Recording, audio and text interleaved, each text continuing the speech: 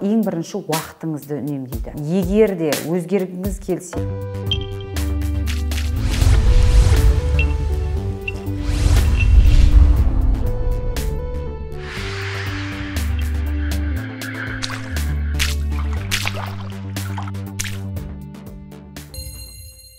құрметті менің тұрақты оқырмандарым, бүгін сіздердің жолдап жатқан хаттарыңыздың ішінде сараптап, ең көп деген қойылған сұраққа жауап беру айдарын ары қарай жалғастырамын.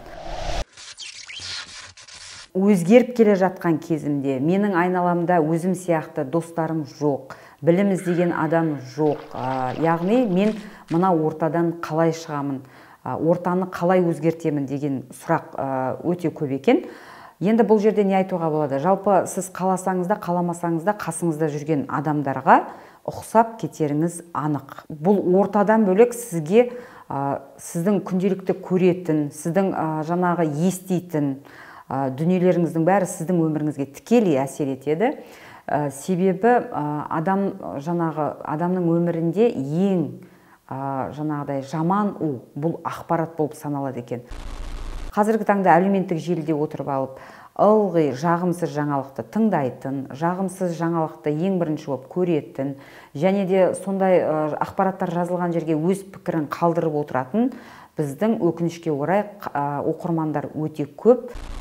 Қазақстан бұл жағынан 5-ші орында тұр екенбіз әлем бойынша, сондықтан бұл деген жағымсыз ақпаратты біз өзіміз іздеп көреді екенбіз. Басқа өмір бастағыңыз келсе, мен ең бірінші сіздерге айтарым, мен өзімнің онлайн сабағымда да өте қатты талап ететін нәрсем, бұл әлеуметтік желіні сараптатамын. Яғни өзіңізге сұрақ қойыңыз, мен бұл парақшадан қаншалықты өзіме пайдалы ақпарат алудамын. Менің көңіл күйімді бұл парақша қаншалықты көтеруде, менің өміріме бұл қаншалықты жақсы әсерін беруде, я болмаса мен бұл кісіге еліктеймін ба, бұның қай әдетіне, я болмаса қандай жетістігіне еліктеймін. Яғни солай сараптап отырып, сондай сұрақты қоя отырып, өзіңізге қажетті деген парақшаларда қалып, артық керек емес жаңағы парақшалардан шығуыңызды сұраймыз. Себебі бұл сіздің ең бірінші уақытыңызды үнемдейді. Сол себепті сізде бар 24 сағат, менде де бар, мендегі 24 сағат басқада да бар, бірақ кім қалай пайдаланып, кім неге қол жеткізіп жатыр? Осы сұраққа терең ойланыңыздар. Енді ары қарай кеттік. Қоршаған орта, қазіргі таңда егер мен өзіме қажетті адамдарды таба алмасам, білем, бұл ситуацияда мен де өткенмін. Мысалға, мен өзгеріп бастаған кезде қарап отырсам, айналамдағы менің адамдарым, достарым, араласатындарымның барлығы тура өзім сияқты тағдырлас, яғни біреудің жолдасы жаңағыдай отбасында өте қиын жағдай, біреудікі жаңағы күйеуі ішеді дейміз, біреуінің қайын жұртымен жаңа қарым-қатынас дұрыс емес.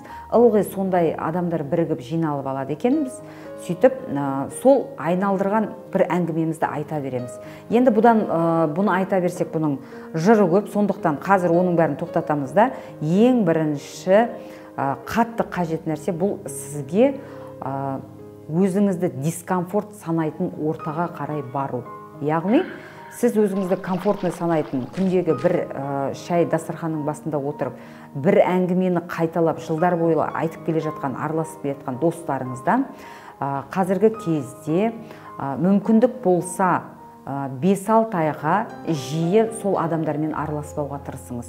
Егер өзіңізді қандай да бір ыңғайсыз сезінетін, барған кезде өзіңізді төмен санайтын, бір жеріңізді кем санайтын орта болса, сол дискомфорт ортаға қарай зона комфортадан шығыңыздар. Біреудің күндегі бір әңгімесін қайталап тыңдай бергеннен көрі, сіздерге жаңа ортаға барып, жаңа бір ауыз әңгіме болса да, жаңа әңгімеске естіген өте пайдалы.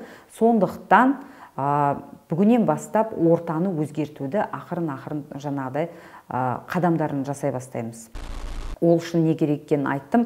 Және тағы да бір айта кететін нәрсе, бұл дегеніміз біз ескі бұрынғы таныстарымыз, достарымызға жоқ, мен сенімен араласпай, мен өзгеріп бара жатырмын деген сияқты жаңағыдай қатты тиетін сөздермен итеріп жіберу емес. Мен өзім аяқыма тұрып алғанша, мен өзім өмірімді бір қалыпты, яғни бір жүйеге қалыптастырып алғанымша, дәл қазір ортамды өзгертуім қажет дегенді түсінуіңіз керек. Ондай адамдар хабарласқанда мен әдетте бұрынғы кезде мен бос емес едім, мен сабақта едім, мен кетіп бара жатыр едім деген сияқты ешкімге зияны тимейтін сылтауларды айтып ақырын алыстадым. Қазіргі таңда Аллаға шүкір барлығымен де жаңағыдай араласамын, доспын, ол ешкім ренжімейді сізге, ешкімнің көңіліне қараудың қатты қажеті жоқ. Сіз өзгеруіңіз керек, бұл сіздің өміріңіз. Ал өзгеріп бәрін бір қалыпқа келтіріп алғаннан кейін барлық адамменен де қалағаныңызша араласа бересіздер. Әзірге осы, енді тағы да сіздердің сұрақтарыңыз бойынша келесі айдарымызды күтіңіздер. Міндетті түрде бізбен бірге болыңыздар.